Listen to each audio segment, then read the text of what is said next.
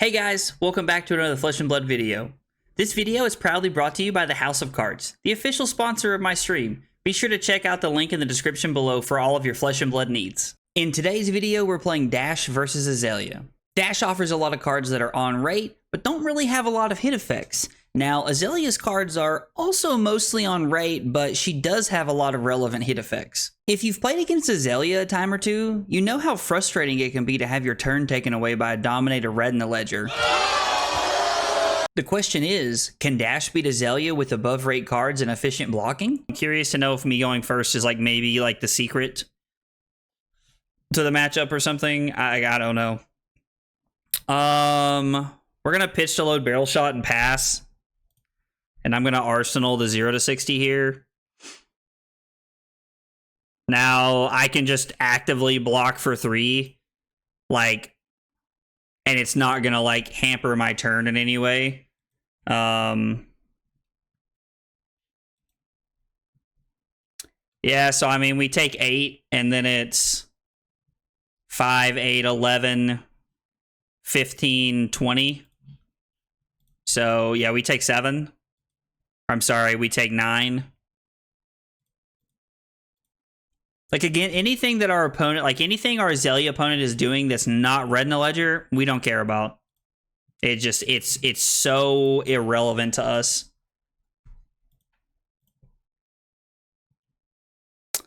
So, I guess we're gonna bottom that, we want to draw that, but I'm not just gonna, end my turn to hope to draw that, to set that up and draw it, because if they have a red in the ledger, we just wasted an entire turn cycle, and now we've lost complete tempo, and we have nearly no way to get it back.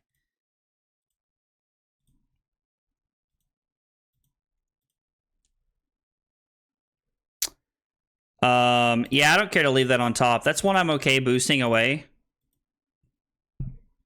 In any blue card, I'll almost assuredly leave on top a lot of times just to boost it away.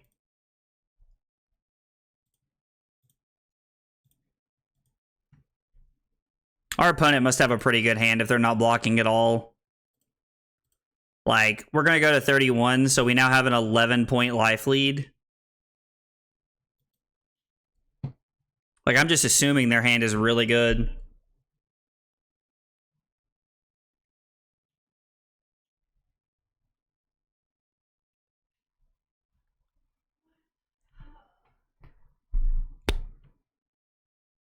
I mean, depending on what we end up having to block with here, our hand is pitch T-bone, load barrel shot, play dive through data, boosting, play Teklo Core.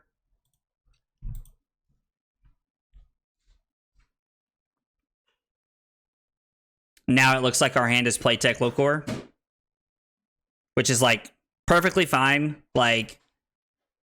I don't mind to have they had Azalea will do this to you. We played 2 games and they never hit us with 1, so I'm kind of surprised. I'm really surprised that they use bracers of belief there. That seems, I don't know, that doesn't seem they couldn't opt to the top or the bottom. It didn't matter what it actually was there. So we'll play Teklo Core and we'll arsenal dive through data, and then our 2 resources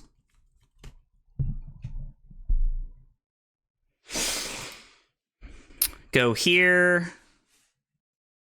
We could crown this away to try and find a 0 cost or another blue to have barrel shot.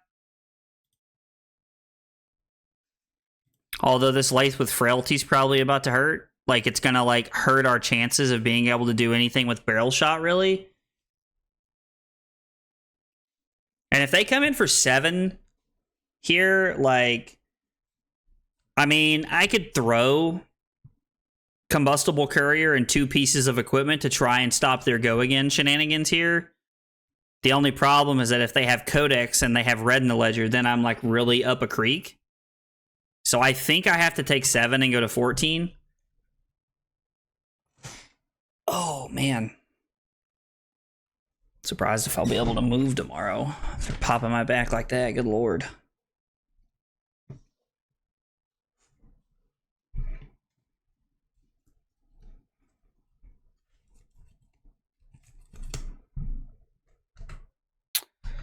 Yeah, the frailty's fine. We'll just, like, depending on what they do.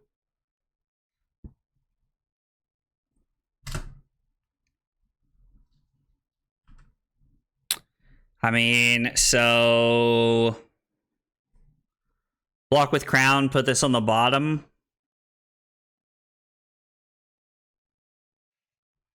Yeah, so right now our resources are going to the combustible courier. Yeah, so I mean it's that, or like we take 8 and then we're really taking 10 going to 4. But we do have a very explosive turn. I mean, this is for 8 and it would require 2 cards from their hand and 2 equipment pieces here, unless they're on like the sink below play. Hey, sub 623. Thanks for the follow. I appreciate it. I mean, I guess we could just look for this. I think this card also keeps us safe from the potential of, because 1, 2, 3. I mean, this card also keeps us safe from Codex. Like, if we crown and they snap Codex here, it's terrible. Yeah, like, they're literally about to throw 3 arrows at us. Like, and one of them's going to be a freaking Codex of Frailty. That, or they have a knock.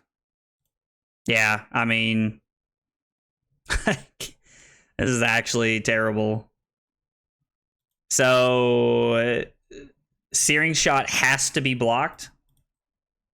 So, I guess now we'll put the dive through data. Yeah, like, and it's literally just a different card to Arsenal is all it is. So,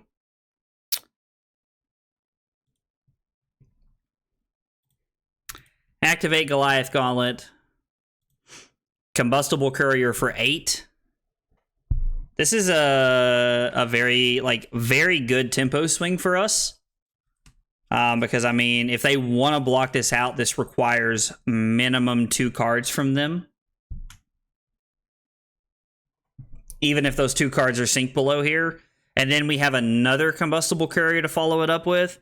So if they let the first Combustible Courier hit, they're really putting themselves in a situation where the second one is just, like, even more.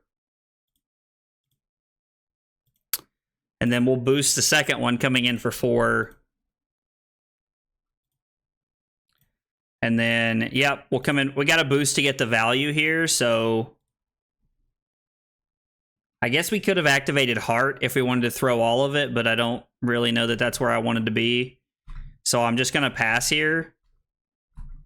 Hope that their turn is just, like, not actually just insane. Block the Throttle. Okay, or they just... Okay.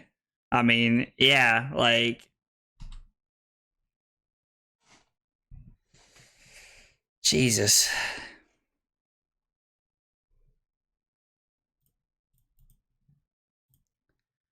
I mean, yeah, like, block 10, use what we have, and then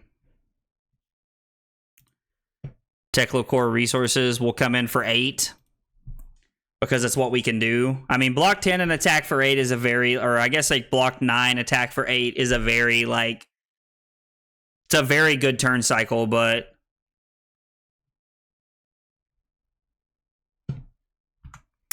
actually, is it correct to force them to give me cards here?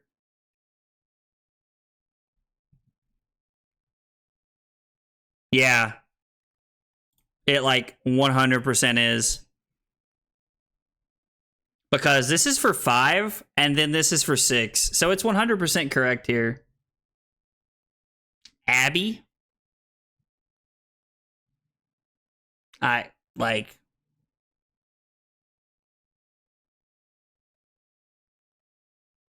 Why not threaten lethal? Because I wasn't thinking about it. Like, I just glossed over it there. So, definitely, like, this was definitely the correct play. Because we get to come in for 5 here, and then we get to throw... Like, our opponent goes to 4. They have the knowledge of knowing that we have the Throttle, and then we're just going to come in for 6. So, they have to give us at least 1 card here. And then if they can still dominate here, then they can. And if they can dominate something big enough, then we're just going to die. There's not much I can do about it. We didn't get blown out by any of their codexes, so I feel like I played around that part of the game correctly, but...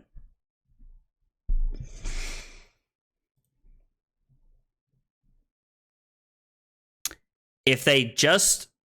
like, if they don't dominate and we're forced to give 3 cards here... I mean...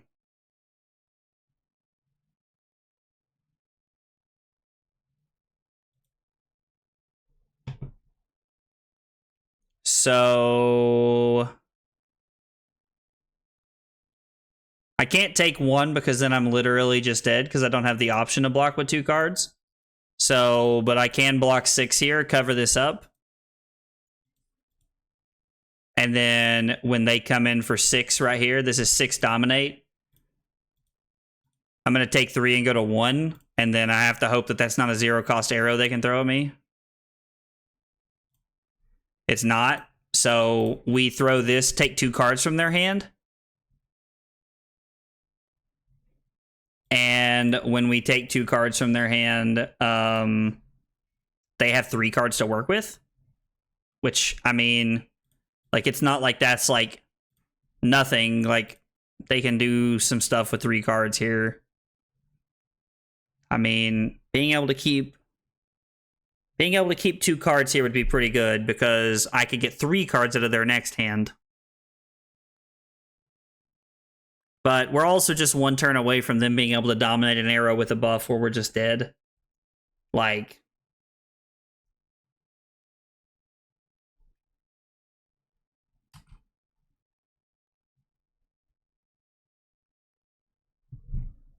gosh, I really hope that you don't have an arrow and you just got so greedy. So this is for 5. And they have to pitch a card to play this. So we block 6.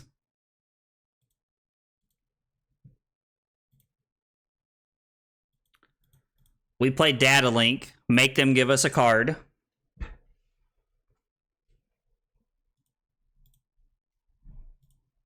We throw 0 to 60, make them give us 2 cards, and then the only physical playable card that they have in their deck from this point that they can actually throw at us is Codex of Frailty.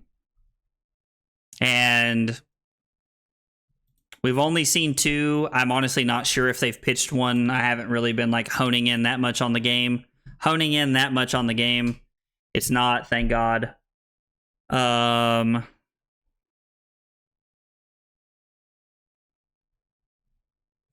Pitch Teklo Core to load.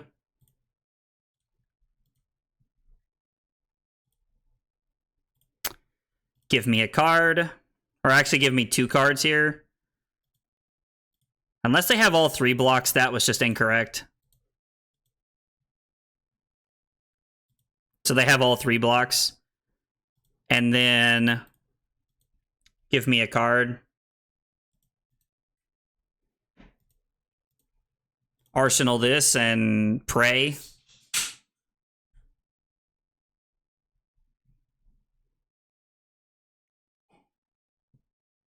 Wow.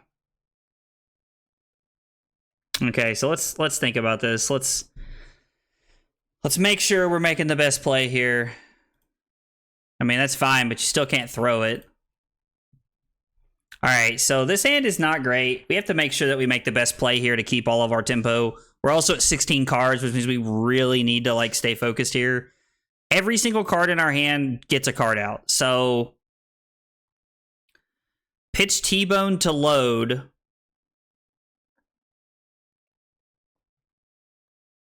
Dive Through Data gets a card. Harpoon gets a card. Pitching Maximum Velocity, and then Barrel Shot gets their last card. So we're just kind of hanging on at this point to, like, find a hand that works with our maximum velocity. Or we're trying to find a hand that has 2 breakpoints. Because if we have a hand that has 2 breakpoints in it, and we can throw the Barrel Shot, they literally cannot get out of the game. There's nothing they can do about it at that point in the game, because I don't think our opponent's on Sink Below play-ins here. If they were, I would be blown away.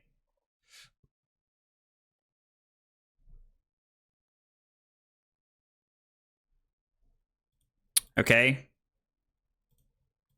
And then give me your last card.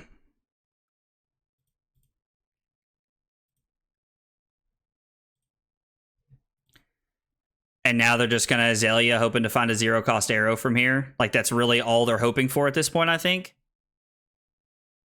And I think we found our hand. Right? So... Boost, pitching zipper hit, play Harpoon, boosting, activate Heart with Twin Drive. That's 1, 2, 3, 4, 5 cards, and then throw maximum velocity and win the game. Okay, so I'm now 3-0 into Azalea going first instead of second. I have a much higher losing rate when I go second for some reason, which is weird to think about, but like at a certain point, results do speak, so.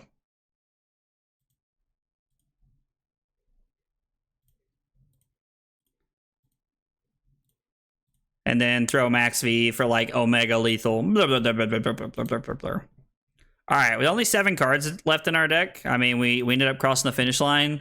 Talk about squeaking out a close one. That was an insanely close game that I feel like could have gone a lot worse for us on multiple turns. Our opponent only threw 1 red in the ledger at us, which helped a lot. And then late in the game, there were a couple of turns where had our opponent had a Codex left in their hand, we would have been in pretty bad shape, and it probably would have put us on the back foot pretty hard. You hear me talking at the beginning of the game about how the secret to this matchup may be going first. When I've been going second in this matchup, I've been losing and it's not been going that well, but when I've been going first, I've been winning games. Now, that's pretty backwards from what we know about aggro mirrors. You know, most of the time you want to go second to establish the front foot and that you're playing offense first.